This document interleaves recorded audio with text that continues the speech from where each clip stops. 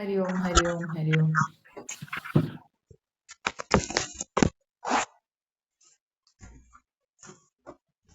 चलिए शुरू करते हैं आज का सत्संग। हरि ओम।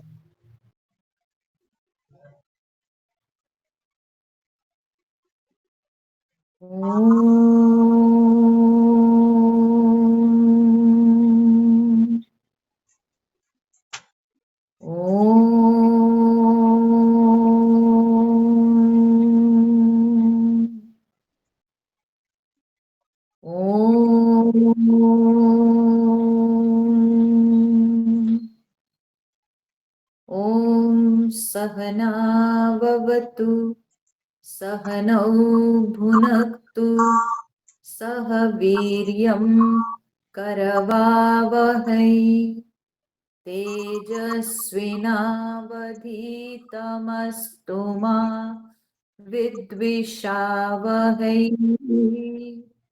ॐ शान्ति शान्ति शान्तिः।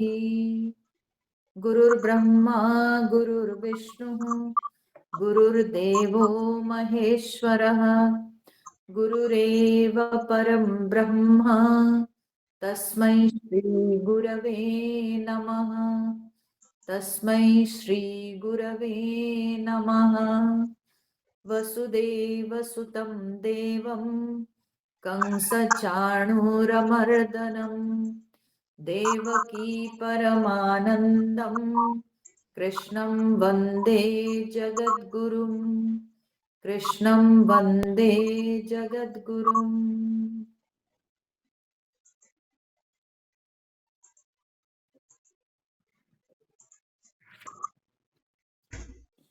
पहले हम लोग पाठ कर लेते हैं।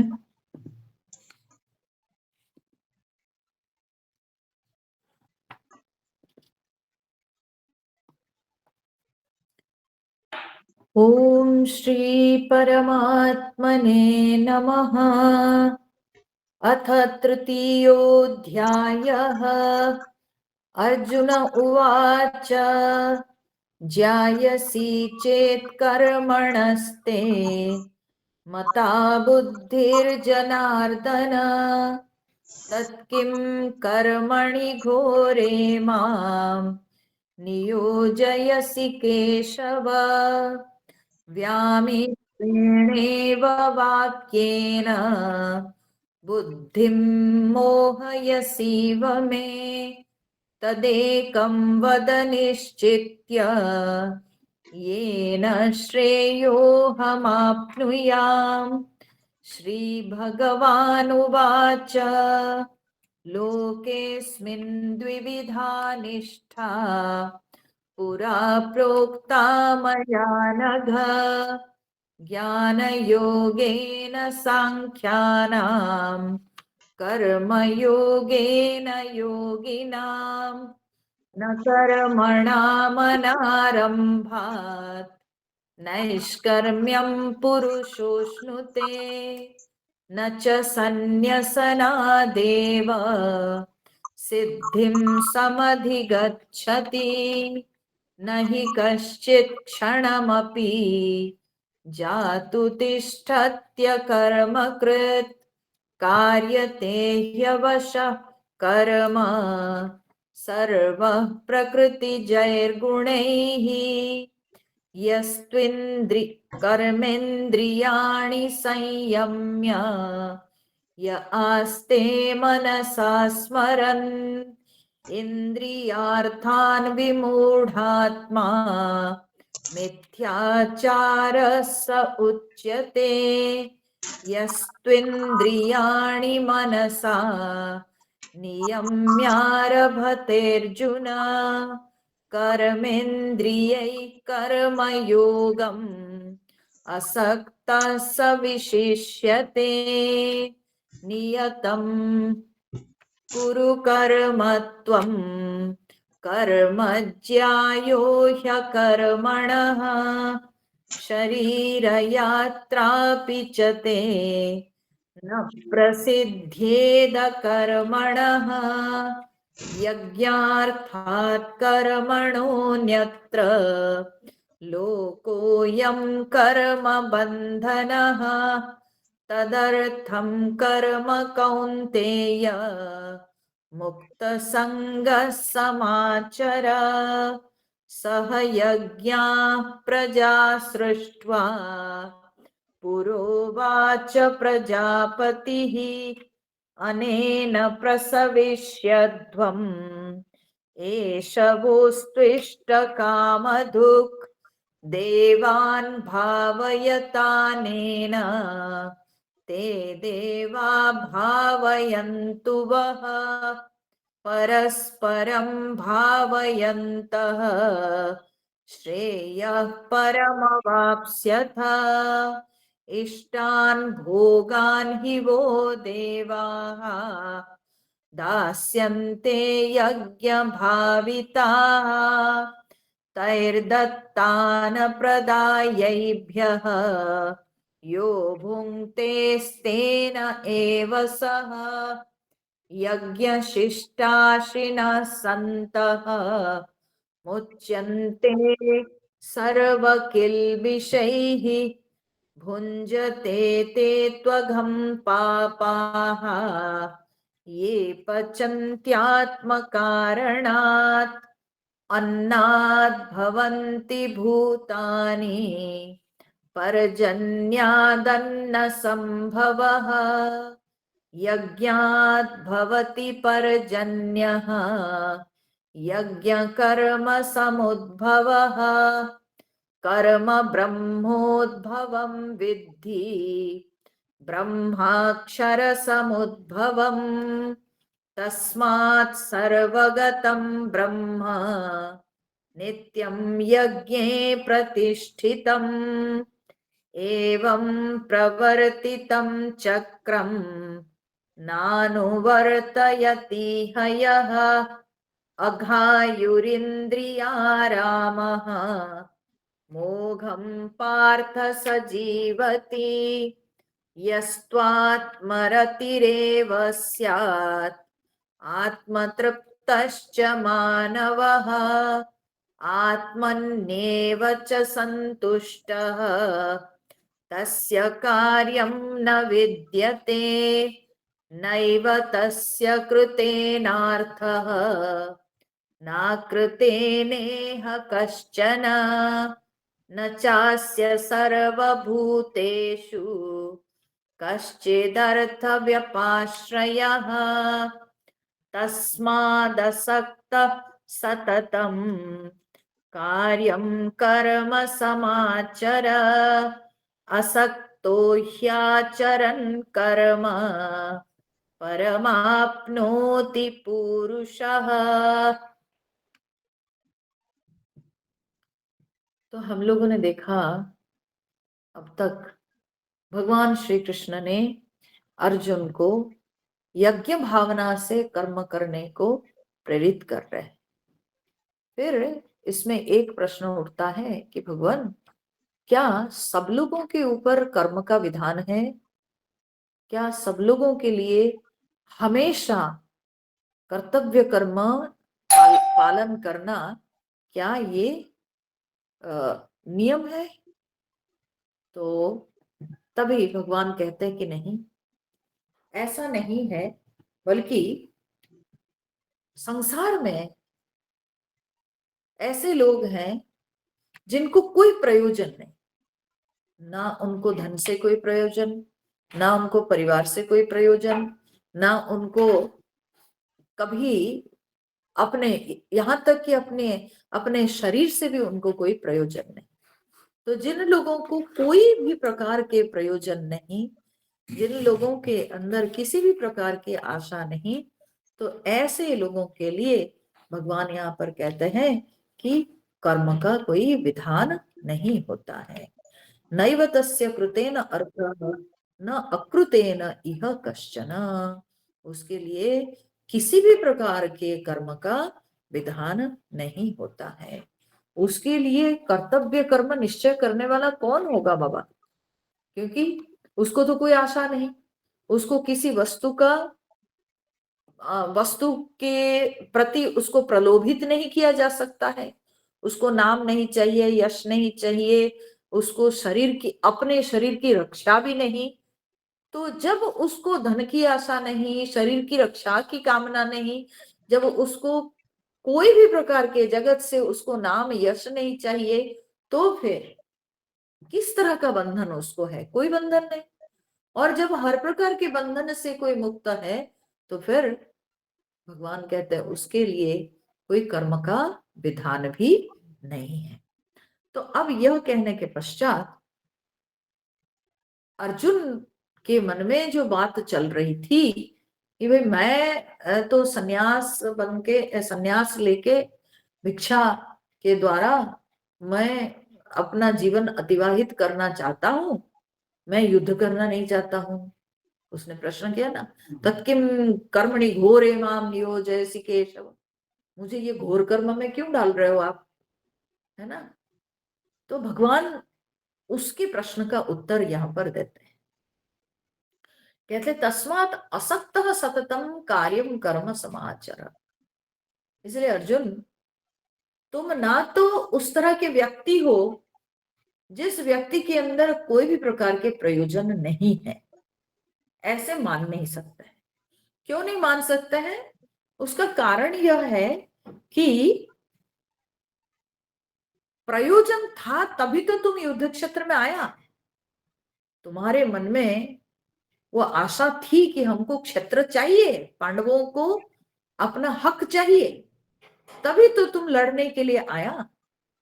और अब युद्ध क्षेत्र में आने के बाद अब तुम कहते हो कि मैं भिक्षा करके रहना चाहता हूं, तो ये तो हम मान नहीं सकते हैं। ये तो क्षणिक है, ये तो प्रतिक्रियात्मक है। ये जो वैराग्य है, ये प्रतिक्रियात्मक वैराग्य है, ये सच्चा वैराग्य नहीं है। तो इसीलिए कैसे कहेंगे कि अर्जुन के अंदर कोई प्रयोजन नहीं? निष्प्रयोजन तो अर्जुन है नहीं। तो जब निष्प्रयोजन नहीं है, तो फिर अर्जुन को कर्म करना आवश्यक है। ठीक है ना? तो इसलिए भगवान कहते हैं 19वां नंबर श्लोक में भगवान कहते हैं तस्मात् असक्तः सततम कार्यम कर्म समाचर। इसलिए अर्जुन असक्तः सततम कार्यम कर्म समाचर। हाँ? सततम असक्तः, हमेशा अनासक्त होकर। असक्त, असक्त मतलब, सक्त मतलब जो सट गया, उसको सक्त कहते हैं। ठीक है? और असक्त मतलब जो नहीं सटा है, उसको असक्त कहते हैं। तो भगवान कहते हैं कि अर्जुन, इसीलिए तुम अनासक्त होकर, तुम नहीं सटकर, किसके साथ नहीं सटना? बोले फल के साथ नहीं सटना, कोई आशा आकांक्षा के साथ नहीं सटना। ठीक है? बिल्कुल फल इच्छा से ऊपर उठकर, असक्त, ऐसे अनासक्त होकर, और वो भी कभी कभार नहीं। भगवान कहते सततम। हाँ? सततम माने निरंतर, हमेशा, हर समय अनासक्त होकर। ऐसे नहीं है कि आज अनासक्त होके कर्म कर ले रहे हैं लेकिन कल हम नहीं करने वाले। ठीक है ना? बोले ये कोई बात हुई? ये तो अनासक्ति नहीं हुई। इसका मतलब आसक्ति मेरे मन में है, और आज केवल दूसरे की बात मान करके हम शो कर रहे हैं जैसे कि हमको कुछ नहीं चाहिए, लेकिन ये तो सत्य नहीं ना। तो इसलिए भगवान कहता है कि सततम असक्त, हमेशा अनासक्त होकर, हाँ, कार्यम कर्म समाचर। कार्यम कर्म अर्थात कार्य, जो करणीय है, जो कर्तव्य है, वो कर्तव्य कर्म को समाचर माने सम्यक रूप से आचरण करो, सम्यक रूप से पालन करो। इसमें कई सारी बातें। ठीक है? लगता तो है बड़ा आसान है, ऐसा नहीं। अब देखो, जैसे हम लोग देखते हैं ना, वो जो चिड़ीमार होते हैं ना, शिकारी, व्याध, ठीक है, वे जब चिड़िया पकड़ने जाते हैं फिर क्या करते हैं ना, वो टिपाई जैसे कुछ बिछा देते हैं, गोंद उसमें लगाकर उसको बिछा देते हैं और उसके ऊपर कुछ दाने डाल देते हैं। तो चिड़िया जो है वो उन दानों को खाने के लिए, ठीक है, उन दानों के प्रति प्रलोभित होकर चिड़िया आकर के बैठ जाता है और उस गोंद में चिपक जाता है। ठीक है ना। तो देखो जैसे चिड़िया वो दाने के लोभ में फंसता है, अगर दाने का लोभ उसको नहीं रहता तो वो फंसता कदापि नहीं।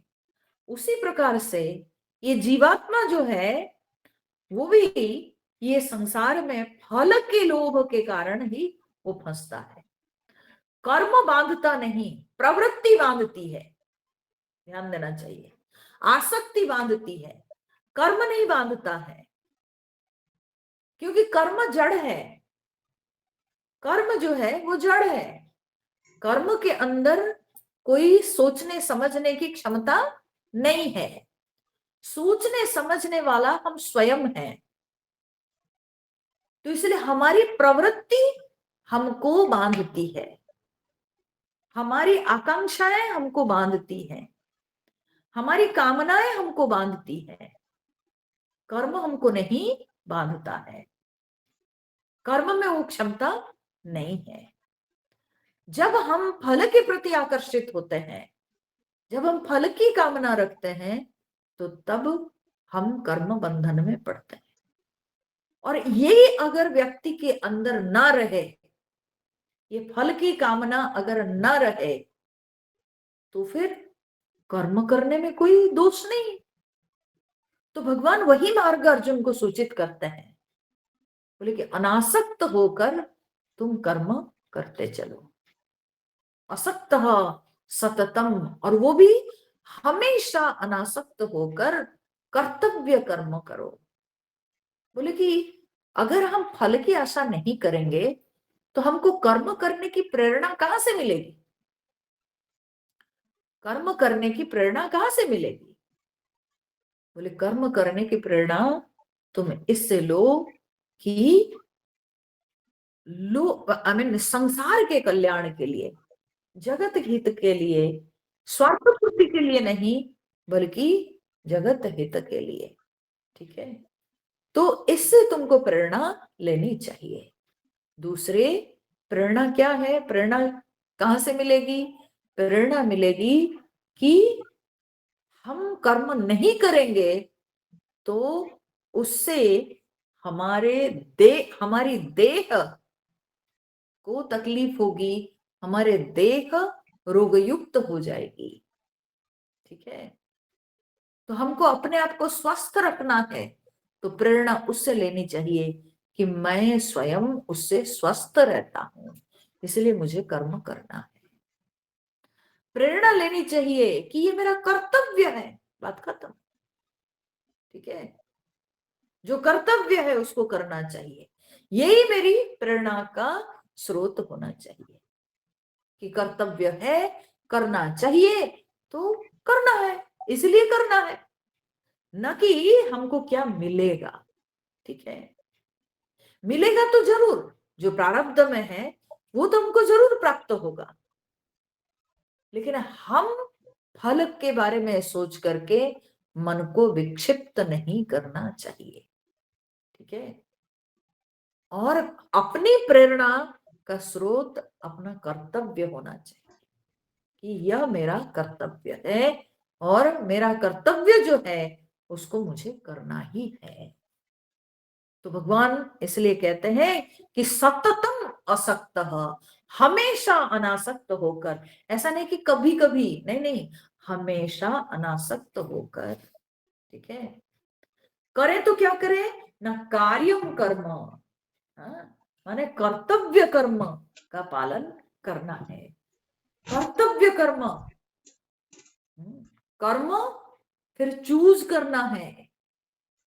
Be very clear about it कि हमको क्या करना है। What should I do? कुछ भी कर लेना नहीं, बोलते हैं कि कर्तव्य कर्म करना चाहिए। ठीक है। तो चयन करना है कि मेरा कर्तव्य क्या है। जा करके शराब पी के पार्टी करना, क्या ये मेरा कर्तव्य है? अपने आप से पूछना चाहिए। ठीक है, अपने आप से पूछना चाहिए, क्या ये मेरा कर्तव्य है? तो आपका विवेक आपको उत्तर देगा, समझे? तो इसलिए कर्तव्य का चयन करना चाहिए, क्या मेरा कर्तव्य है, तो कर्तव्य का चयन करके उसका पालन करना है। ठीक है, जो मेरी ड्यूटी है, जो मेरी रेस्पॉन्सिबिलिटी है, वो मुझे करना चाहिए। ठीक है, बोले कब तक करेंगे? बोले करना है, जब तक हम जीवित हैं हम तब तक करेंगे, तब तक करना पड़ेगा। ठीक है, तो इसलिए भगवान कहते हैं असक्तः सततम कार्यम कर्म, अर्थात कर्तव्य कर्म को समाचर, सम्यक आचरण करो। ये सततम शब्द अनासक्त के पहले, असक्त के पहले लगा सकते हो कि हमेशा अनासक्त होकर। सततम एक अव्यय पद है, ठीक है, तो उसको असक्त के पहले लगा दो तो हमेशा अनासक्त होकर। फिर वो सततम को अगर समाचार के पहले ले आएंगे तो हमेशा सम्यक आचरण करो। समझ रहे हैं? हमेशा सम्यक अनुष्ठान करना चाहिए। सम्यक अनुष्ठान माने ठीक रीति से कर्म करना, त्रुटि नहीं रखना, कर्म में त्रुटि नहीं रखना। अर्थ क्या है कि प्रमाद के साथ कर्म नहीं करना चाहिए, तत्पर होकर, तन्मय होकर कर्म करना चाहिए। जब हम कर्म करते हैं ऐसा नहीं होना चाहिए कि हाथ एक जगह लेकिन मन कहीं और, तो उसमें क्या होता है कि त्रुटि होती है ना। कभी कभी ऐसा होता है कि पानी में चीनी फेंट रहे हैं, कहीं दिमाग और है, तो क्या होता है धीरे धीरे वो चम्मच जब गिलास से निकल जाता है, ठीक है, और हाथ हिल रहा है, वैसे मूवमेंट है, लेकिन वो चम्मच उसके अंदर नहीं, गिलास के अंदर नहीं, वो बाहर हो गया। तो इसको कहते हैं प्रमाद, और प्रमाद से त्रुटि होती है, तब वो समाचर नहीं हुआ, वो सम्यक आचरण नहीं हुआ। ठीक है, तो जब सम्यक आचरण भगवान कह रहे हैं माने सही तरीके से कर्म करो, ठीक ठीक कर्म करो। ठीक है, हमारे गुरुजी इसको समझाते वक्त एक बढ़िया बात बोलते थे अपने काम में परफेक्शन लाना गलत बात नहीं है। भगवान कहते समाचरण, सम्यक आचरण करो। ठीक है, सम्यक आचरण माने क्या है? To the best of my ability I must perform the actions. I should perform the actions in such a manner that उसमें imperfection least रह जाए, कम से कम imperfection रहे। ठीक है, सो इसलिए अपने काम में परफेक्शन लाने की कोशिश करना ये गलत बात नहीं है, but be careful, one should not be a perfectionist. ठीक है, you should try to bring perfection in your actions, that is very good, but हमको परफेक्शनिस्ट नहीं होना चाहिए। परफेक्शनिस्ट होने से जीवन में तनाव होता है। परफेक्शनिस्ट कौन होते हैं? जो लोग दूसरों से परफेक्शन ढूंढते हैं। ठीक है, मैं जैसे करता हूं सब वैसे करेंगे, मैं परफेक्शन में हूं तो सब भी वैसे परफेक्शन में काम करे, ये जीवन में जो है तनाव लाता है। तो भगवान अर्जुन को कहते हैं कि तुम सम्यक आचरण करो अर्जुन, लेकिन तुम दूसरों से अपेक्षा मत करो कि वो सम्यक आचरण करेगा, नहीं, तुम स्वयं करके दिखा दो। हो सकता है कि तुमको लोग देख करके पालन करेंगे, आचरण करेंगे, पर दूसरों से एक्सपेक्ट करना कि सब सही तरीके से करें, सब सम्यक आचरण करें, ये हुआ कि हम परफेक्शनिस्ट बन गए।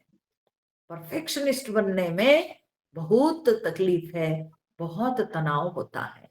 बहुत ऐसे घरों में लोग पाए जाते हैं जो खुद बड़ी नीट एंड क्लीन एंड उनके काम में इतना परफेक्शन है, everything is well to do, मतलब अप टू दी क्या कहें कि मार्क, एंड सब कुछ well organised, very systematic, very disciplined, तो बढ़िया। लेकिन क्या होता है ना, दूसरे अगर घर में कोई जरा सा इधर से उधर कर दिए, अरे बाप रे बाप, जो चिल्लाना, जो चीखना, जो हाँ, उठा के फेंकना, मारना, अरे बाबा ऐसा क्यों? भगवान सबके अंदर अलग अलग संस्कार दिए हैं, सबके समझने का स्तर अलग है, सबका काम करने की जो है, काम करने का तरीका अलग है। तो हम सब लोगों से परफेक्शन एक्सपेक्ट करें तो ये गड़बड़ बात है, वो नहीं होना चाहिए। अपने को हम ठीक करें, हमेशा कोशिश करें कि हम परफेक्शन तक पहुंचे। अपना लक्ष्य वो होना चाहिए, हमारा उद्देश्य वो होना चाहिए। अब क्योंकि हम वैसे हैं तो हम घर में सबको एक्सपेक्ट करेंगे, ये गलत बात है, ये गलत बात है। वैसे होने से तनाव होता है, जीवन में बड़ा दुख होता है। तो भगवान वो बात यहां नहीं कह रहे हैं। भगवान कहते हैं कि you must bring perfection in your work. Okay, अपने काम में खुद परफेक्ट बनो और खुद अपने कर्म में परफेक्शन लाओ। प्रमाद रहित होके कर्म करना चाहिए। जब हम कर समाचार जब कहते हैं ना, भगवान तो खाली आचर कह सकते थे, लेकिन समाचार क्यों कहते हैं? समाचार कहने का अर्थ है कि त्रुटि रहित कर्म करना, मेरे काम में गलतियां ना हो, ठीक है। प्रमाद रहित होकर कर्म करना, कि मेरा मन इधर उधर है, मैं ऐसे काम कर रहा हूं। कुछ लोग तो त्रुटि करने में उस्ताद होते हैं, अरे बाप रे बाप, बार बार बार बार same mistake same mistake same mistake करते जाते हैं, ठीक है। बड़े प्रमादी, सावधान होकर कर्म नहीं करते हैं, सेम मिस्टेक को अगेन एंड अगेन करते जाते हैं। That means they don't learn anything, ठीक है, वे कुछ नहीं सीखते हैं, इसीलिए एक ही गलती को बार बार करते हैं। ये बड़ा, हाँ, ये बहुत बड़ी कमी है कुछ लोगों के अंदर, ये दिखती है इस तरह की कमियां। तो भगवान यहाँ पर कहते हैं कि प्रमाद रहित होकर कर्म करना चाहिए। अगर हम सावधानी के साथ कर्म नहीं करेंगे तो कर्म में त्रुटि होगी, तो प्रमाद नहीं रखना चाहिए। समाचार, देन तीसरे भी समाचार शब्द का अर्थ होता है कि जो काम को जिस समय करना है वही समय में वो कर्तव्य को पालन करना चाहिए, तब कहेंगे कि वो सम्यक आचरण हुआ। अरे बाबा, आज अगर अमावस्या है या आज अगर त्रयोदशी है, प्रदोष पूजा आज करनी है, हम कहेंगे नहीं नहीं हम कल करेंगे, ये कैसे होगा? बताओ जरा। मनमानी, इसको कहते हैं मनमानी।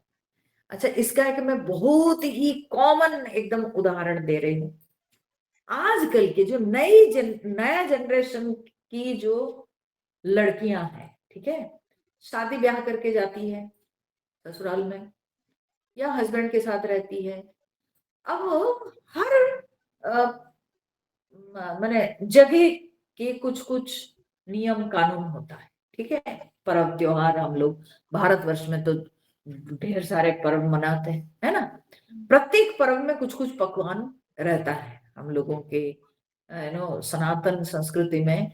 हर उत्सव के साथ एक पकवान जुड़ जाता है ना? तो पकवान रहता है, ऐसे थोड़ी है कि वो पकवान दूसरे दिनों में हम लोग नहीं करते हैं, करते हैं, पर वो दिन में स्पेसिफिक वो तो करना ही है ना। लेकिन ये आजकल के जो जनरेशन की नई लड़कियां हैं ना, वो कहेगी क्या जरूरत है करना, आज ही करना क्यों जरूरत है? क्या हम दूसरे टाइम वो नहीं बनाती है? मैं तो बनाती हूँ, आप तो खाते हो, तो आज ही दिन क्यों? अब हस्बैंड कहेगा कि नहीं नहीं मेरी मम्मी बनाती थी। अरे आपकी मम्मी बनाती थी इसलिए कि वो दूसरे दिनों में नहीं बना पाती थी, सिर्फ साल में एक बार एक दिन फिक्स था वो करती थी। हम तो आपको कई बार करके खिलाते हैं वो डिश, आज ही के दिन करने का जरूरी है? बस हो गया, हस्बैंड चुप हो जाता है, ठीक है तुम्हारी मर्जी। समझ रहे ना, ये बहुत ही कॉमन उदाहरण मैं दे रही हूँ, क्योंकि ये मैं बहुत जगह सुनती हूँ। मेरे पास आते हैं, बोलते हैं अच्छा अम्मा जी आप थोड़ा समझा दीजिए ना, हाँ ये करना चाहिए कि नहीं। तो ये सब परंपराएं हैं, हमारे पूर्वज लोगों ने सोच करके ये परंपराएं रखे थे। और बहुत सारी नई चीजें हैं जो कि पर्व में ही उसको शुरुआत की जाती थी, खाया जाता था, तो इसलिए भगवान को चढ़ा के उसको खाने की परंपरा थी। उसके बाद आप खाओगे, लेकिन उस दिन से शुरुआत करनी जरूरी है। तो ये सब बातें हमारे पूर्वज लोग सोच समझ करके निर्णय लिए थे। लेकिन आजकल के लड़कियों को कौन समझाए बाबा, वो तो ज्यादा पढ़ी लिखी है ना, ज्यादा समझदार है, तो उनको समझाना बड़ा कठिन है। तो भगवान यहाँ पर जो समाचार शब्द दे दिए ना, इसमें उसका उत्तर है सम्यक आचरण। जो समय में जो जिस समय में जो करना चाहिए वो कर्म उस समय करने से तब शोभा देता है, तब जा करके वो कर्म करके खुद को भी सेटिस्फेक्शन होता है और दूसरे भी उससे लाभान्वित होते हैं। ठीक है, तो इसलिए समाचार का अर्थ होता है जो समय में जो करना है उसको जरूर अनुष्ठान करना चाहिए। भाई बात समझ में? सो त्रुटि रहित होकर करना है, प्रमाद रहित होकर के करना है, हाँ? और समय के अनुसार कर्म करना चाहिए। और फिर एक महत्वपूर्ण बात है कि तन्मय होकर करना। समाचार मतलब तन्मय होकर करना चाहिए।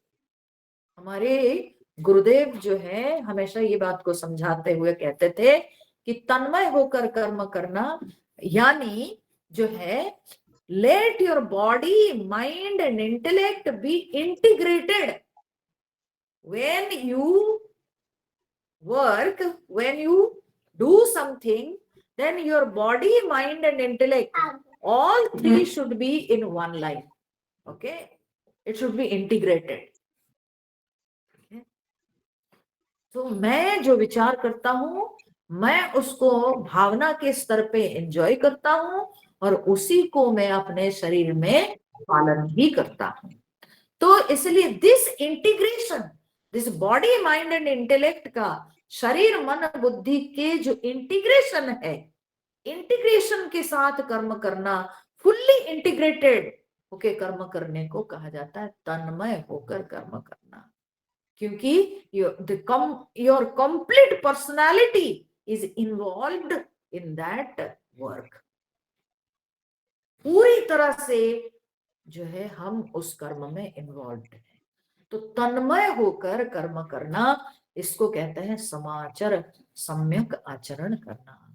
ठीक है, तो कई सारे ये एक शब्द के अंदर कितने सारे अर्थ निकल जाते हैं।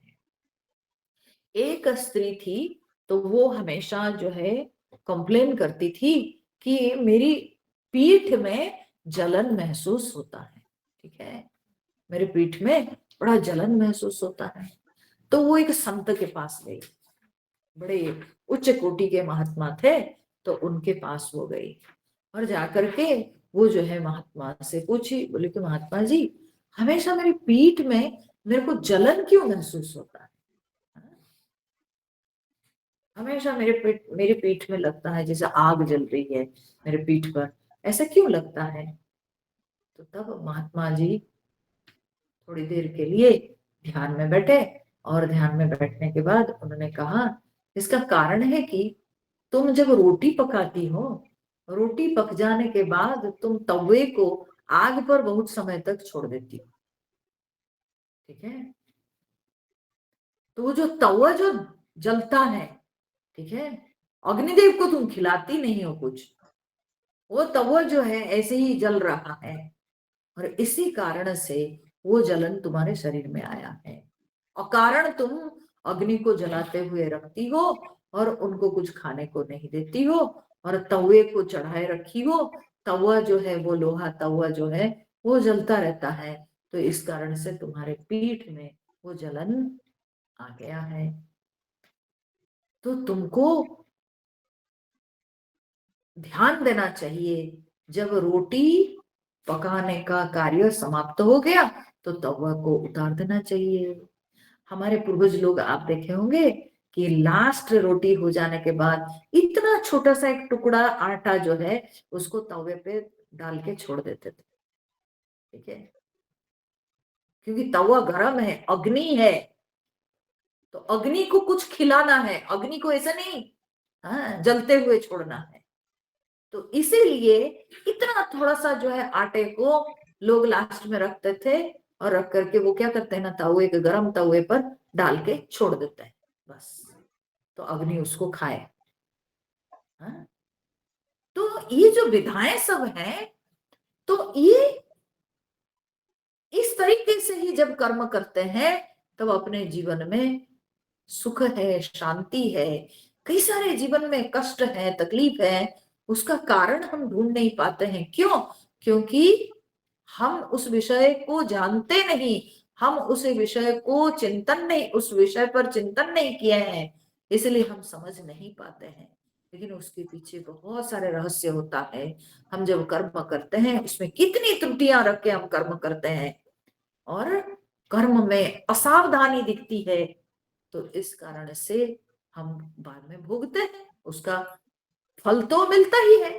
तो इसलिए भगवान कह रहे हैं कि कर्तव्य कर्म करते वक्त तन्मय होकर, प्रमाद रहित होकर, हे अर्जुन, समय के अनुसार, समय की जो मांग है, समय को देखते हुए जो समय में जो कर्तव्य कर्म का पालन करना है उसको उसी समय उसी प्रकार से करना, इसको कहते हैं सम्यक आचरण, ठीक है।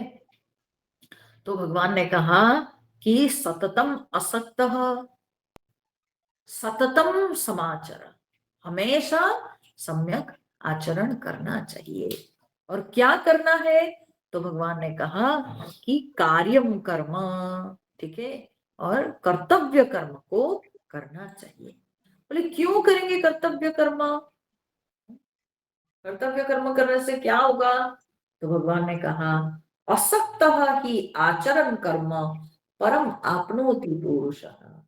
हे अर्जुन, अनासक्त होकर के जो पुरुष, हाँ, जो पुरुष, जो व्यक्ति अनासक्त होकर के कर्म आचरण, मनुष्य जब अनासक्त होकर के कर्म करता है तो कर्म करते हुए उसको परम आपनोति, वो परम को प्राप्त करता है, ठीक है। अनासक्त होकर कर्म करने से परम आपनोति माने परम को प्राप्त होता है। परम माने क्या है यहाँ पर? बोले परम ज्ञानम, परम ज्ञान है, परम आत्मा, ठीक है। तो परम कहने से परमात्मा, परम कहने से परम ज्ञान, ठीक है, परम कहने से जीवन का जो सर्वोच्च लक्ष्य है वो है परम, सबसे जो श्रेष्ठ है वो है परम। तो भगवान कहते हैं परम आपनोति पुरुष, मनुष्य परम को प्राप्त करता है, माने श्रेष्ठ ज्ञान को प्राप्त करता है या श्रेष्ठ परमात्मा को प्राप्त करता है। तो ये कैसे संभव होता है?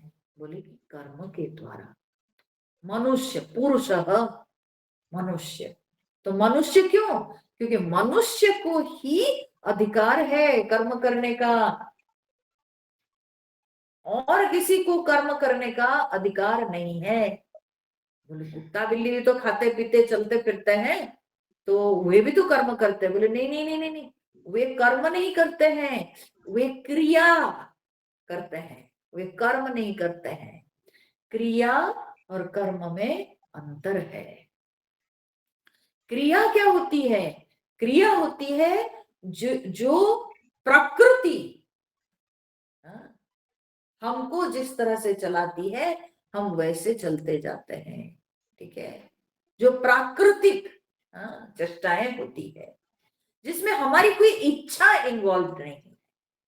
ठीक है, तो उसको कहते हैं क्रिया, प्राकृतिक चेष्टाएं।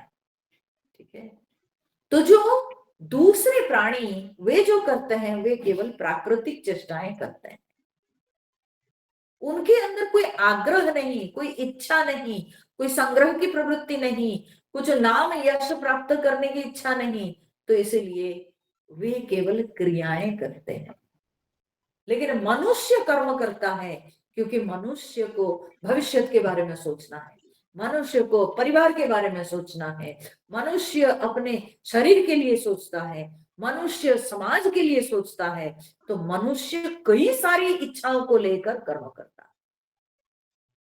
इसलिए मनुष्य की चेष्टा के पीछे कई सारे कारण होते हैं। तो इसलिए मनुष्य को ही कर्म करने का अधिकार है। इतर प्राणियों को कर्म करने का अधिकार नहीं है। वो अधिकार प्रकृति दूसरे प्राणियों को नहीं दिए। तो इसलिए भगवान कहते हैं पुरुषः परमाप्नोति, पुरुषः असक्तः कर्म आचरण परम आपनोति। मनुष्य ही अनासक्त होकर कर्म करते हुए परमात्मा को प्राप्त होता है। तो ये केवल मनुष्य के अधिकार में है, ये केवल मनुष्य के क्षेत्र में है कि उसको कर्म करना है। और कैसा कर्म? ना कर्तव्य कर्म। ठीक है, तो कर्तव्य कर्म को करते हुए मनुष्य परम लाभ करता है, यह ध्यान में रखना चाहिए। पर सबसे महत्वपूर्ण है कि अनासक्त होकर कर्म करे, अनासक्त होकर कर्म करे। एक सिख गुरु थे और उनके एक पुत्र था उनका, और एक शिष्य भी था। तो दोनों उनसे अध्ययन करते थे। तो एक बार उनके मन में ये चिंता उत्पन्न हुई कि मेरे बाद कौन मेरा उत्तराधिकारी बनेगा। तब यह सोचकर उन्होंने निश्चय किया कि मुझे अधिकारी चुनना पड़ेगा, जो सही योग्य अधिकारी, उसी को मैं अपना उत्तराधिकारी बनाऊंगा। ये सोचकर उन्होंने क्या किया ना, बेटा को बुलाए और शिष्य को भी बुलाए। बोले देखो तुम दोनों दो चबूतरे बनाओ, अलग अलग बनाओ, दो चबूतरे बनाओ। तो शिष्य भी गया और पुत्र भी गया और बनाया चबूतरा। उसके बाद शाम तक आए, आके बोले कि हम चबूतरा बना लिए। शिष्य भी बोला, पुत्र भी बोला। तो गुरु महाराज बोले कि तुम तोड़ दो, तुम दोनों चबूतरों को तोड़ दो। तोड़ दिए जाके। फिर दूसरे दिन हुआ तो फिर गुरु ने बुलाया और बोले कि चबूतरे बनाओ, दोनों अलग अलग बनाए। फिर शाम तक बोले कि तोड़ दो, तो तोड़ दिए। ऐसे 2-3 दिन ये सिलसिला चलता रहा, चलता रहा, चलता रहा। तो एक दिन जब गुरु बुला के बोल रहे हैं, पुत्र को बोले कि चबूतरा बनाओ, तो बेटा बोलता है कि और हम नहीं बनाने वाले हैं, क्योंकि हमको पता है कि मैं जो बनाता हूं आपको पसंद नहीं आती है, हमको मालूम है आपको पसंद नहीं आता है, तो इसलिए हम नहीं बनाने वाले। ठीक है, छोड़ दो। तो शिष्य उससे पूछे, गुरु महाराज बोले कि चबूतर बनाओ, तो बनाया जाके। तो शाम तक गुरु उसको बुलाए बोले तुम क्यों बार बार बनाते रहते हो, और मैं तुमको तोड़ने बोलता हूँ तोड़ भी देते हो, तुमको इससे जो है मन को कष्ट नहीं होता है कि डेली बनाना और उसको बिगाड़ना। हाँ, तो बोला कि नहीं, क्योंकि मेरा तो एक ही लक्ष्य है, मैं यहाँ एक ही लक्ष्य से आया हूँ, वो है कि मुझे आपकी आज्ञा का पालन करना, बस। मैं इससे अधिक कुछ जानता नहीं। आप मुझे जैसी आज्ञा देंगे मुझे वैसे ही करना है। तो गुरु बोले तुम ही मेरा उत्तराधिकारी बनो। ठीक है, तो ये है अनासक्ति, कोई आशा नहीं। ठीक है, लेकिन पुत्र में क्या था ना, बड़ी आशा। पिताजी अगर बनाने को बोले तो तारीफ करें, प्रशंसा करें। ठीक है, लेकिन पिताजी वैसे नहीं किए तो उसको गुस्सा आ गया। लेकिन शिष्य क्या है, अनासक्त होकर गुरु की आज्ञा का पालन करना, बात खत्म, जैसे बोलेंगे वैसे करना है। तो इसको कहते हैं कि अनासक्त होकर कर्म करना, अपनी आसक्ति नहीं रखनी। ठीक है, कोई फल की आशा नहीं, गुरु प्रशंसा करेंगे, लोग वाह वाह करेंगे, वो नहीं, बस ये कर्तव्य है, करना है। तो वही भगवान यहाँ पर कहते हैं सततम असक्त कार्यम कर्म समाचर। हे अर्जुन, कर्तव्य कर्म का तुम सम्यक आचरण करो, क्योंकि ऐसे जो पुरुष करता है वो अंत में परमात्मा को प्राप्त करता है। अब ये कहने के बाद अर्जुन के मन में एक शंका उठी होगी। अर्जुन सोचे होंगे कि भगवान आप ये तो कह रहे हो, लेकिन ऐसे कोई दृष्टांत है कि जो ऐसे अनासक्त होकर कर्म करके परमात्मा को प्राप्त किए थे? इस तरह का कोई उदाहरण है, कोई दृष्टांत है? भगवान बोले एक नहीं, बहुत है, बहुत है। ठीक है, तो वो भगवान 20वां नंबर श्लोक में कह रहे हैं, कर्मणैव हि संसिद्धिम् आस्थिता जनकादयः लोक संग्रहमेवापि संपश्यन् कर्तुमर्हसि। एक मनुस्मृति में सुंदर श्लोक आता है। वो श्लोक क्या कहता है? बोले येनस्य पितरो याताः येन माता पितामहाः तेन यायात सतां मार्गात् तेन गच्छन् न रिष्यति। माने क्या है? बोले येन अस्य पितरो याताः, जिससे पितरो याताः, ये पितर लोग जिस मार्ग से गए हैं, और ये न पिता माता पितामह, जिस पर तुम्हारी माँ तुम्हारे पितामह दादा लोग, दादा परदादा लोग जिस मार्ग पर चले हैं, तेन यायात सताम मार्गात, उस सताम मार्गात, उस संतों के मार्ग पर यायात चलना चाहिए। ठीक है, तेन यायात सताम मार्गात, उसी संतों के सज्जनों के मार्ग पर चलना चाहिए। क्यों चलना चाहिए? बोले तेन गच्छन् न रिष्यति, उस मार्ग पर चलने वाले को कोई कष्ट नहीं होता है, कोई तकलीफ नहीं होती है। तात्पर्य क्या है कि जो हमारे पूर्वज लोग जो रास्ता दिखाए हैं, हमारे पूर्वज, हमारे एंसेस्टर्स, वे हमारे लिए दृष्टांत है। वे लोग जो मार्ग पर चले, उसी मार्ग को हमको अनुसरण करना चाहिए। ठीक है, तो भगवान भी यहाँ पर अर्जुन के समक्ष दृष्टांत रखे कि कई ऐसे लोग हैं, एक नहीं अनेक। बोले कौन? बोले जनकादय, जनक आदि।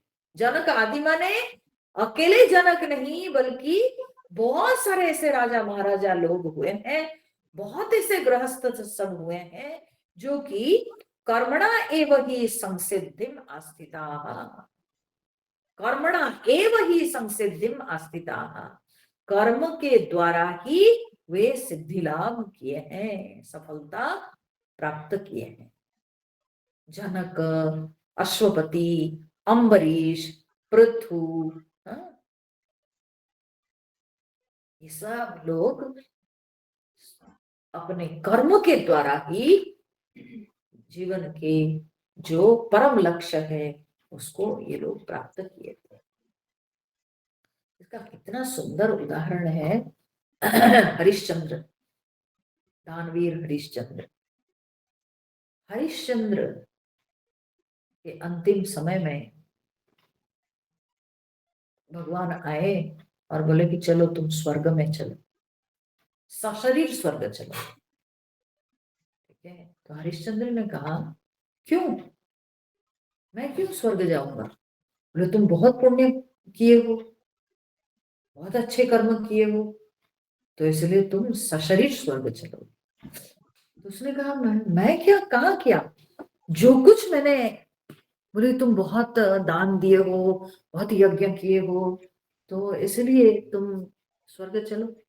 तो बोले मैं जो कुछ भी किया वो सब कुछ तो प्रजा, मेरे प्रजा के धन से मैंने किया। ठीक है, वो तो मेरा कुछ नहीं था, सब कुछ तो मेरी प्रजा का धन था,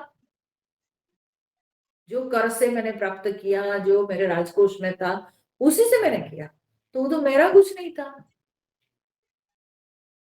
तो इसीलिए ऐसा है कि भगवान, मेरा निवेदन है कि जो मेरा पुण्य है, क्योंकि वो मेरा धन नहीं था, जो मेरा पुण्य है उस पुण्य को मेरे प्रजाओं में बांट दीजिए,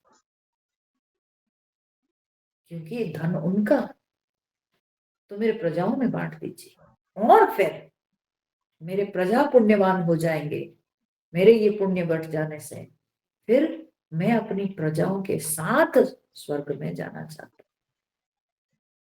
तो भगवान अनेक विमान प्रस्तुत किए और करके हरिश्चंद्र को उनकी प्रजाओं के साथ वैकुंठ धाम लेके गए।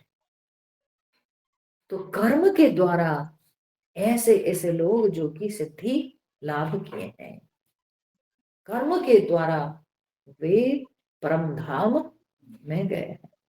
जनक आदि, जनक, हरिश्चंद्र, अम्बु, पृथु, अम्बरीश, अम्बु बोल रहे, अम्बरीश, पृथु, हाँ, अश्वपति, प्रहलाद, युधिष्ठिर, सब के सब अपने कर्म के द्वारा ही सिद्धि लाभ किए। तो इसलिए भगवान कहते हैं कि अर्जुन, जो संत जन, जो सज्जन पुरुष जो मार्ग पर चले हैं उसी मार्ग का तुमको भी अनुसरण करना चाहिए।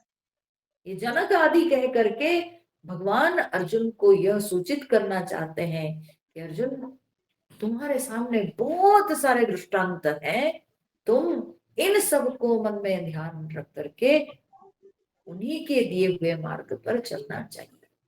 कैसे, जनक जी तो विदेह थे, विदेह राज, उनको तो कोई आसक्ति थी ही नहीं, देह से आसक्ति नहीं थी, धन से आसक्ति नहीं थी, लेकिन फिर भी वे शासन करते थे कि नहीं? तो अनासक्त होकर वे अपने कर्तव्य करते थे। राजा अम्बरीश, उनको भगवान से इतना लगाव था, लेकिन फिर भी वे राजा थे, प्रजाओं का पालन किए। वैसे जनक जी, वे तो वैराग्य में प्रतिष्ठित, लेकिन इसके बाद भी वे अपना कर्तव्य किए कि नहीं? तो सब कुछ एक गृहस्थ धर्म पूरी तरह से निभाए, प्रजाओं का पालन किए और समय पर अपने सारे कर्मों को त्याग करके फिर परम धाम प्राप्त किए। तो कहने का तात्पर्य है कि जो हमारे पूर्वज लोग जो मार्ग दिखाए हैं उन मार्गों का अनुसरण करना चाहिए। तो भगवान ने कहा कर्मणा एव ही संसिद्धिम आस्थिता जनकादयः लोक संग्रहम एव अपि संपश्यन कर्तुम अर्हसि। इसलिए अर्जुन, लोक संग्रहम अपि, लोक संग्रहम एव अपि संपश्यन, तुमको भी उन लोगों के जैसे लोक संग्रह को देखकर, लोक संग्रह को ध्यान में रखकर कर तुम अर्हसी, करना चाहिए। ठीक है, कर्म करना चाहिए लोक संग्रह को ध्यान में रखकर। क्या लोक संग्रह? आदि गुरु शंकराचार्य ने इसका, इस पर भाष्य देते हुए कहते हैं, लोक संग्रह का अर्थ है कि लोग कुमार्गगामी ना हो जाए, इसलिए तुम दृष्टांत बनो अर्जुन, तुम दृष्टांत बनो। इसी को कहते हैं कि लोक संग्रह। ठीक है, कि ऐसा कर्म करें जिससे प्रजा प्रेरित होकर उसी मार्ग का अनुसरण करेंगे और बिखर न जाए, प्रजा बिखर ना जाए, प्रजा कुमार्गगामी ना हो जाए। क्योंकि अगर अर्जुन जैसे वीर, अर्जुन जैसे इतने स्वनाम धन्य व्यक्ति अगर अपना कर्तव्य कर्म का पालन करेंगे तो सब लोगों के लिए वो एक दृष्टांत बन जाता है, तो सब लोग उनके पीछे अनुसरण करेंगे। अब आप सोचिए तो, अगर आज विराट कोहली कुछ करेंगे क्रिकेट खेलते वक्त, अगर सटन प्रैक्टिस विराट कोहली फॉलो करेंगे तो पूरे भारतवर्ष में गली गली में खेलने वाला बच्चा उसी प्रैक्टिस को फॉलो करेगा। क्यों? क्योंकि वो सोचेगा कि मेरा हीरो तो विराट कोहली है, तो विराट कोहली अगर ये प्रैक्टिस करते हैं तो आई मस्ट प्रैक्टिस दिस। ठीक है ना, समझ रहे हैं? इसको कहते हैं लोक संग्रह। इसलिए विराट कोहली को ये माइंड में रखना है कि मैं जो करूंगा, मेरे बाद की जो पीढ़ी या मेरे पीछे जो चलने वाले, वो सब भी उसी को अनुसरण करेंगे। तो इसीलिए एक नेता का ये कर्तव्य बन जाता है, एक नेता का ये दायित्व बन जाता है। एक नेता के ऊपर ये एक बहुत बड़ा भार है कि वो क्या कर्म करें कि जिससे दूसरे अनुप्राणित होकर उस मार्ग पर चलेंगे। ठीक है, दूसरे उससे अनुप्राणित होकर बिखर न जाए, कुमार्ग में ना जाए, बल्कि सुमार्ग में चले। ठीक है, देखिए पहले क्या होता था, जब हम लोग छोटे थे ना, तो गांव जाते थे, जब छुट्टियों में गांव जाते थे, और छोटे छोटे थे तब, छोटे बच्चे थे तो गांव जाते थे। कभी कभार क्या होता है गांव में, उस समय इतना ज्यादा पढ़ाई का प्रेशर नहीं, छुट्टी माने असली छुट्टी। ठीक है, खेलो कूदो मौज मस्ती करो बस। तो कभी कभार क्या होता था, खेलते खेलते चले जाते थे खेत की ओर। अब बड़े बुजुर्ग लोग भी कहीं कोई खेत में जा रहे होंगे, तो दौड़ते कूदते जब हम लोग खेत में जाते थे, बच्चा का मन वो सोचता था कि जल्दी जल्दी जाके उस पार पहुंच जाएंगे, ये सोचकर वो क्या है ना, खेत के अंदर से चलने लगता है। ठीक है ना, तो बड़े बुजुर्ग रहते तो क्या बोलते थे हम लोगों को, कभी कभार गांव में, गांव के जो बड़े कोई बड़े पापा ये रिश्ते में लगते हैं, वे देख लेते थे ना, तो बोलते थे बेटा मेड़ पर चलो, मेड़ पर चलो, खेत के बीच से मत चलो। क्यों? खेत के बीच से चलने से तो जल्दी पहुंच जाएंगे उस पार, क्यों नहीं चलेंगे? खेत के अंदर से क्यों नहीं? बोले नहीं, रास्ते पर चलने से पैर को तकलीफ नहीं होगी, अगर खेत के बीच से चलोगे तो कंकड़ पत्थर काद, हाँ ये मिलेगा। ठीक है, तो लगता था कि चलो ठीक है, बड़े बुजुर्ग बोल रहे हैं। तो तब वे बोलते थे, बेटा जैसे जिस रास्ते पे मैं चलता हूँ ना, मेरे को फॉलो करो। तो वे मेड़ पर चलते थे, उनके पीछे पीछे पीछे पीछे हम लोग चलते थे। तो ये क्या है? इसको कहते हैं लोक संग्रह। बच्चा का मन इतना मैच्योर नहीं है, वो तो खेत के अंदर से चलना चाहता है, उससे कितना अनाज नष्ट होता है। हाँ? कितने सारे गाछ लगे हुए हैं, पौधे लगे हुए हैं, उस पर चढ़ के चले जाएंगे, वे पौधे नष्ट हो जाएंगे, अनाज नष्ट होगा। और सच बात भी है कि उसके अंदर काद होगा, पानी होगा, कंकड़ पत्थर होगा, कुछ जो है पैर में गड़ जाएगा। लेकिन मेड़ साफ रहता है, क्यों? सब लोग मेड़ पर चलते हैं, तो इसलिए मेड़ पर चलना चाहिए। तो ये जो रास्ता उन्होंने दिखाया बड़े होकर, बुजुर्ग होकर, इसको कहते हैं लोक संग्रह। और उनके पीछे पीछे एक बच्चा नहीं, फिर उसके पीछे दूसरा बच्चा लग जाएगा, तीसरा बच्चा लग जाएगा।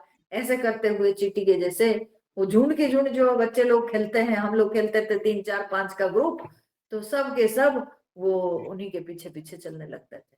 नहीं नहीं, बड़े पापा ने कहा है कि मेड़ पर चलना चाहिए, तो सब के सब चींटी बराबर उनके पीछे पीछे पीछे पीछे चल रहे हैं। ठीक है, लोक संग्रह, इसी को कहते हैं लोक संग्रह।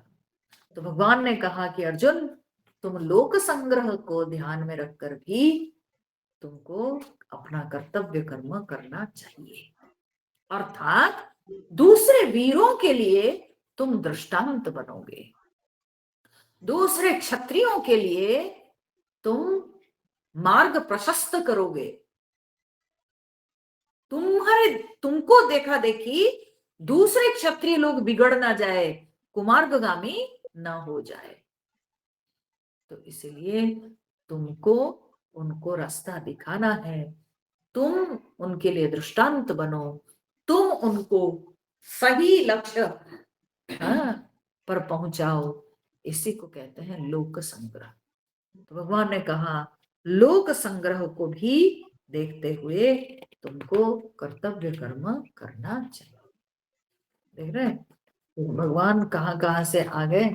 यज्ञ कर्म से लेकर के पहले बोले यज्ञ भावना से कर्म करना चाहिए। ठीक है, यज्ञ भावना से कर्म करना, यज्ञ भावना से कर्म से लेके अब भगवान एक नया विषय दिया, क्या? लोक संग्रह। ठीक है, लोक संग्रह को ध्यान में रखकर कर्म करना चाहिए, अर्थात जो दूसरी पीढ़ी हमको अनुकरण कर रही है, उस पीढ़ी को सही रास्ता दिखाना है। हम जैसे करेंगे, हमारे पीछे जो पीढ़ी है वो भी वैसे ही करेगी। हम जैसे करेंगे, हमको जो अपना रोल मॉडल मानते हैं लोग, वे भी वैसे ही करेंगे। ठीक है, तो इसलिए लोक संग्रह का दायित्व भी प्रत्येक नेता के ऊपर है। ठीक है, प्रत्येक लीडर के ऊपर लोक संग्रह का दायित्व है। वो जैसे करेगा, उसके बाद की पीढ़ी वैसे ही करेंगे। तब भगवान इसी बात को और समझाते हुए बहुत फेमस श्लोक देते हैं। ये 21 नंबर श्लोक जो है, ये बहुत फेमस श्लोक है इस चैप्टर का। कुछ कुछ श्लोकों को ना याद ही रख लेना चाहिए। गीता के ये श्लोक सब बहुत प्रसिद्ध श्लोक है, बहुत बार, माने very often these are quoted by the mahatmas. तो ये सब जो है श्लोक, ये बहुत पॉपुलर श्लोक है, इन श्लोकों को याद रख लेना चाहिए। भगवान कह रहे हैं यद यदाचरति श्रेष्ठः तत्तदेवेतरो जनः स यत् प्रमाणं कुरुते लोकस्तदनुवर्तते। भगवान ने कहा यत यत आचरति श्रेष्ठः, यत यत जो जो आचरति श्रेष्ठः, श्रेष्ठ व्यक्ति जो जो आचरण करता है। प्रश्न ये उठता है कि श्रेष्ठ कौन है? श्रेष्ठ किसको कहेंगे? कौन श्रेष्ठ है? तो कहते हैं श्रेष्ठ वो है जिसके पास ज्ञान है, और ज्ञान के अनुरूप वो आचरण करता है। ठीक है, ज्ञान के अनुरूप, अपने ज्ञान के अनुरूप आचरण करता है। उसके पास शास्त्र ज्ञान है और अपने ज्ञान के अनुरूप वो आचरण भी करता है, उसी को श्रेष्ठ कहेंगे। लोग ज्ञान देने में तो माहिर हैं, लेकिन खुद अभ्यास नहीं करते, तो वे श्रेष्ठ नहीं है। ज्ञान है लेकिन खुद आचरण नहीं करते हैं। कुछ लोग आचरण करते हैं पर उनको बस ज्ञान नहीं है, कोई दिशा नहीं है, कुछ भी, कुछ मन में आया कुछ कर दिए, तो वे श्रेष्ठ नहीं। श्रेष्ठ वो है जिनके पास ज्ञान भी है और ज्ञान के अनुरूप उनका आचरण भी है। यत यत आचरति श्रेष्ठः तत् तत् एव इतरो जनः, वही वही इतरः जनः आचरति, वही वही दूसरे प्राणी सब आचरण करते हैं। जो एक श्रेष्ठ व्यक्ति आचरण करता है वही वही दूसरे प्राणी आचरण करते हैं।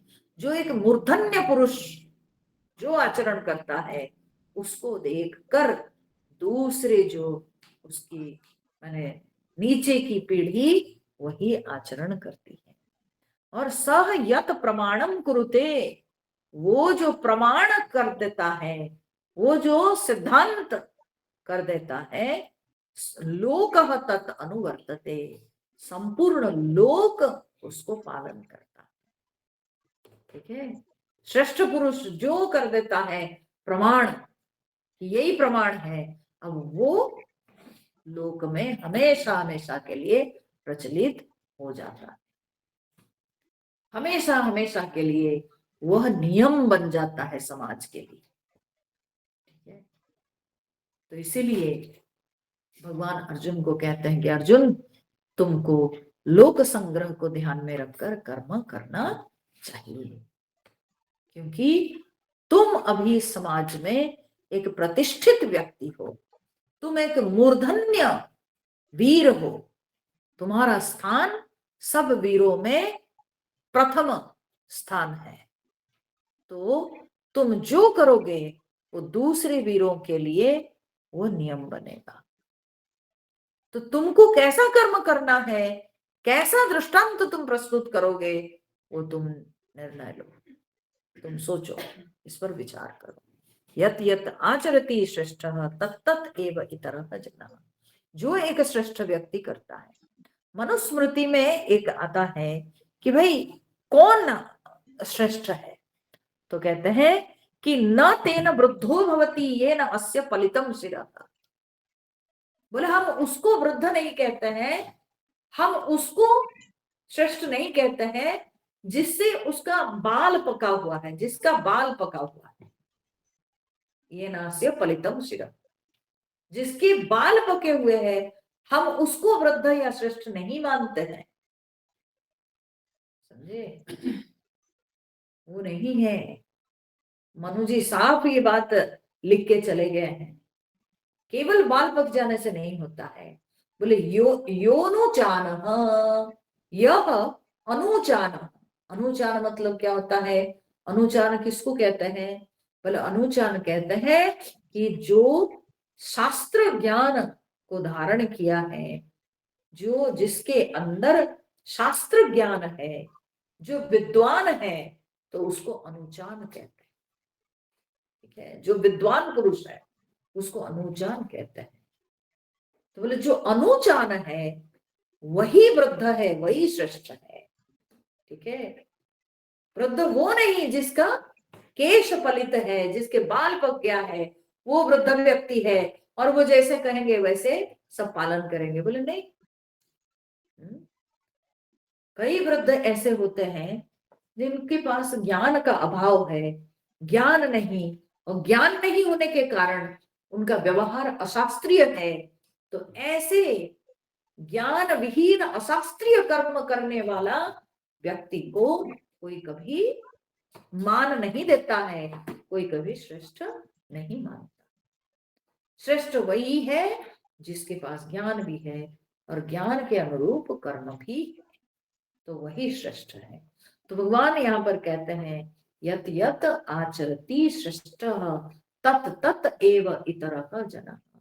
जो जो एक श्रेष्ठ व्यक्ति करता है वैसे वैसे दूसरे प्राणी या दूसरे व्यक्ति वैसे वैसे आचरण करते हैं। ठीक है, देखिए आचरण की दो पद्धतियां हैं। ठीक है, दो पद्धतियां हैं कि हम कर्म, हम कैसे कर्म करेंगे, तो उसका कैसे निर्णय लेंगे। हाँ? तो बोलते उसका दो पद्धति है। तो दो पद्धतियां क्या है, बोले एक है मीमांसा पद्धति और दूसरी है ऐतिहासिक पद्धति। मीमांसा पद्धति क्या है, मीमांसा पद्धति है कि भाई हम ब्राह्मण हैं, क्यों, क्योंकि हम ब्राह्मण वर्ण में जन्म लिए हैं। तो ब्राह्मण वर्ण में हम जन्म लिए हैं, तो ब्राह्मण घर में ऐसा ऐसा होता है, ऐसा ऐसा कर्म ब्राह्मण के लिए नियम है, तो ये मीमांसा है। ठीक है, ये ब्राह्मण वर्ण का यही कर्म है, तो हमको भी वही करना, तो ये मीमांसा पद्धति। ठीक है, ये भी एक पद्धति है जिससे आचरण या कर्म का डिसीजन होता है क्या करना चाहिए। एक दूसरी पद्धति भी है, वो क्या है ना, ऐतिहासिक पद्धति।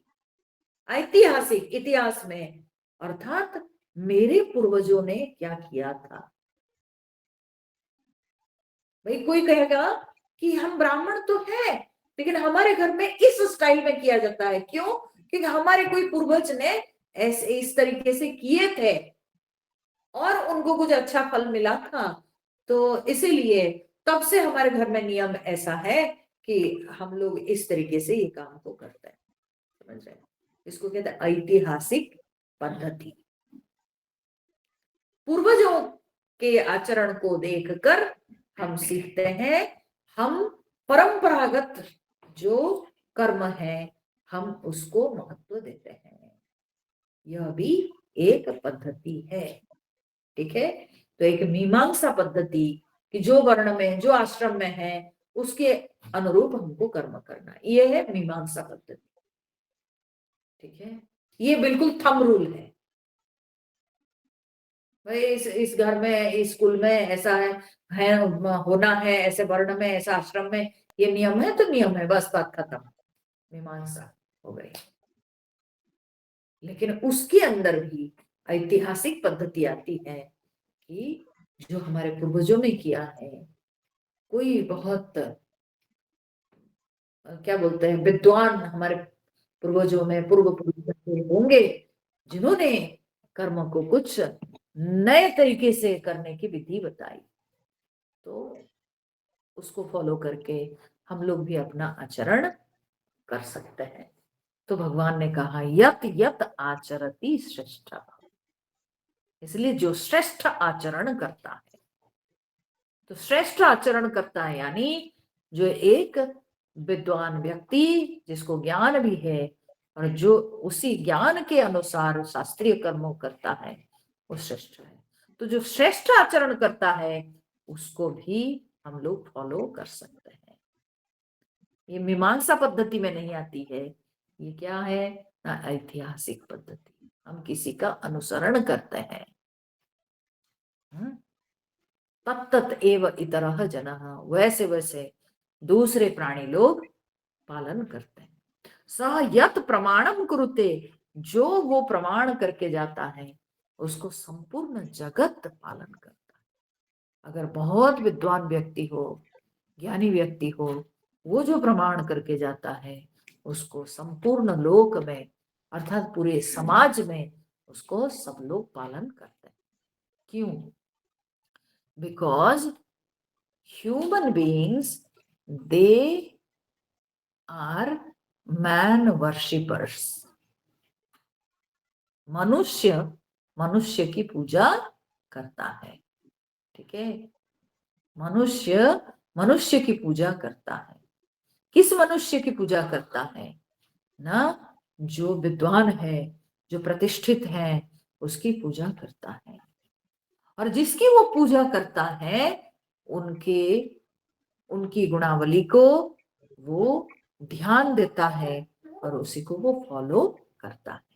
ठीक है, तो इसीलिए ये आदमी जो है वो हमेशा अपना रोल मॉडल रखता है।